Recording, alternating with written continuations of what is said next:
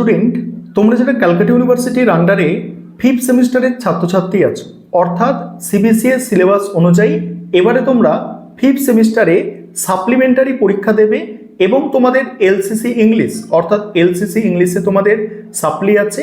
এবারে তোমরা পরীক্ষা দিতে চলেছো। তোমাদের জন্য আজকে ক্লাসটা খুবই গুরুত্বপূর্ণ। আজকে ক্লাসে আলোচনা করব তোমরা ফিফথ সেমিস্টারে সিবিসিএস সিলেবাস অনুযায়ী এলসিসি ইংলিশটা কিভাবে সহজে পাস করতে পারো, অর্থাৎ তোমাদের সম্পূর্ণ সাজেশন নিয়ে আলোচনা করব এবং কি স্ট্র্যাটেজি তোমরা ফলো করবে যাতে তোমরা এই সাবজেক্টটা সহজে পাস করতে পারো সেটা তোমাদের আলোচনা করব। প্রথমে তোমাদের নম্বর বিভাজনটা বুঝে নিতে হবে। নম্বর বিভাজনটা বুঝে নিলেই তোমাদের পড়াটা অনেক হালকা হয়ে যাবে, অর্থাৎ কোন পোর্শনটাকে কত সময় দিয়ে পড়বে তখন তোমরা কিন্তু বুঝে যাবে। দেখো, বিশেষ করে তোমরা যারা ফিফথ সেমিস্টারে এই ইংরাজি সাবজেক্টে সাপ্লি পেয়েছো, অর্থাৎ এলসিসি ইংলিশে সাপ্লি পেয়েছো, তোমাদের প্রত্যেকের কোথাও না কোথাও ইংরাজি সাবজেক্টটার প্রতি একটু দুর্বলতা আছে। সেই দুর্বলতার কারণেই আজকে সাপ্লি, বা বেশি পড়া হয়নি সেই কারণে সাপ্লি। তোমাদের কথা চিন্তাভাবনা করেই এই সাজেশন এবং স্ট্র্যাটেজি তোমাদের জন্য তৈরি করা হয়েছে। প্রথমে তোমরা সিলেবাসটাকে বোঝো। প্রথমেই তোমাদের ফিগার অফ স্পিচ থাকবে, সেই ফিগার অফ স্পিচ আইডেন্টিফাই করতে দেবে, সেখানে 10 নম্বর থাকছে। এই ফিগার অফ স্পিচের জন্য কি করবে তোমরা, কমন কিছু ফিগার অফ স্পিচ আছে যেগুলো আমি তোমাদের বলে দেব।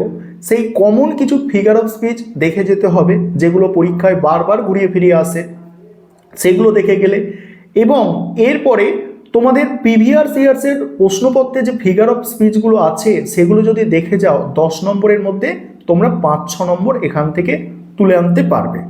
এবারে ফিগার অফ স্পিচ তো 10 নম্বরের গেল। তারপরে তোমাদের থাকে বড় প্রশ্ন। তোমাদের বড় প্রশ্ন থাকে তারপরে পোয়েট্রি থেকে তোমাদের বড় প্রশ্ন থাকবে এবং সেই বড় প্রশ্ন দুটো প্রশ্নের অ্যান্সার তোমাদের কিন্তু করতে হবে। 15 নম্বরের দুটো প্রশ্নের অ্যান্সার করতে হবে, সেখানে দুটো প্রশ্ন অ্যান্সার করলে তোমার 30 নম্বর।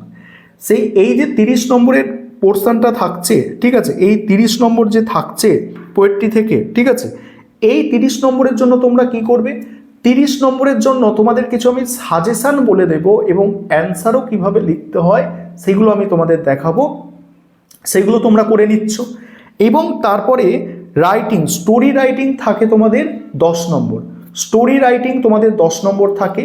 এবং আরেকটা বিষয় তোমাদের এখানে বলি, প্রিভিয়াস ইয়ার্সের প্রশ্নপত্র, তোমাদের সঙ্গে একটি প্রিভিয়াস ইয়ার্সের প্রশ্নপত্র শেয়ার করে নেব, তাহলে তোমাদের কনসেপ্টটা আরও ক্লিয়ার হয়ে যাবে, ঠিক আছে।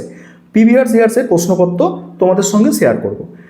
এবারে তোমাদের কি বললাম, স্টোরি রাইটিং থাকছে 10 নম্বর এবং তোমাদের থাকছে ট্রাভেলগ রাইটিং, যেটা খুব সহজ। ট্রাভেলগ রাইটিং মানে ভ্রমণ বৃত্তান্ত, এটা থাকছে 10 নম্বর, ঠিক আছে।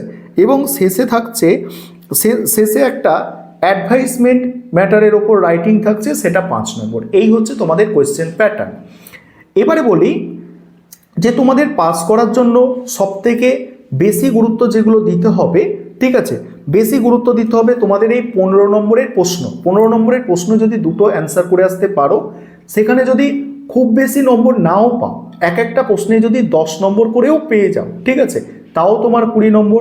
তোমার ফিগার অফ স্পিচ থেকে 5 নম্বর তুমি ধরে নাও, 25 নম্বর পাচ্ছ। স্টোরি রাইটিংয়ের যে নিয়ম তোমাদের আমি বলে দেব পরবর্তীকালে, সেই নিয়ম ফলো করলে তোমরা সেখান থেকে ধরো 10 নম্বর, স্টোরি রাইটিংয়ের মধ্যে আমি 6ই ধরছি, তাহলে 31 নম্বর। এবং ট্রাভেলগ রাইটিংয়ে 10 আছে, যেখানে 8 পর্যন্ত পাওয়া যায়, অর্থাৎ 5 নম্বরের থেকে অনেক বেশি নম্বর পেয়ে পাস করে যাবে তোমরা যদি এই স্ট্র্যাটেজি ফলো করে পড়ো।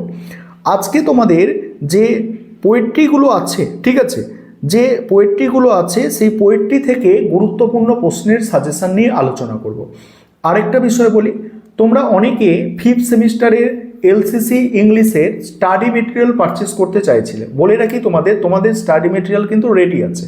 তোমরা যারা এই ইংলিশ সাবজেক্টটা নিয়ে ভীত আছো, অর্থাৎ কি হবে তোমরা ভাবছো, কারণ তোমরা জানো যে তোমাদের অ্যাডমিট কার্ড ডাউনলোড করতে পারছো, ফিফথ সেমিস্টারে পরীক্ষার অ্যাডমিট কার্ড ডাউনলোড করতে পারছো 2026 জানুয়ারি মাসের 9 তারিখে, এবং সেক্ষেত্রে তোমাদের 15 তারিখের মধ্যে পরীক্ষাও শুরু হয়ে যাচ্ছে, আর সময়ও হাতে বেশি নেই। তাই তোমাদের বলবো, তোমরা যারা স্টাডি মেটেরিয়াল পারচেস করতে চাইছো অবশ্যই তোমরা স্ক্রিনে দেওয়া নম্বরে যোগাযোগ করতে পারো। এবং তোমরা সম্পূর্ণ সাজেশনটা দেখো, অ্যান্সার সহ সাজেশন দেখো কিভাবে তোমরা লিখবে এবং সেখানে অ্যান্সারগুলো কিভাবে কম পড়লেও তোমরা সমস্ত প্রশ্নের অ্যান্সার করে আসতে পারবে। আমি স্ক্রিন রেকর্ডের মাধ্যমে দেখাচ্ছি, তোমরা সেক্ষেত্রে দেখে নাও।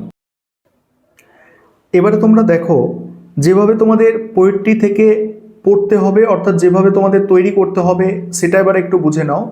যেমন এখানে তুমি দেখতে পাচ্ছ বা তোমরা দেখতে পাচ্ছ যে ব্রেক ব্রেক ব্রেক যে কবিতাটা তোমাদের আছে, সেখান থেকে দেখো 3টে প্রশ্ন আছে, 1 2 3, এই 3টি প্রশ্ন ব্রেক ব্রেক থেকে আছে।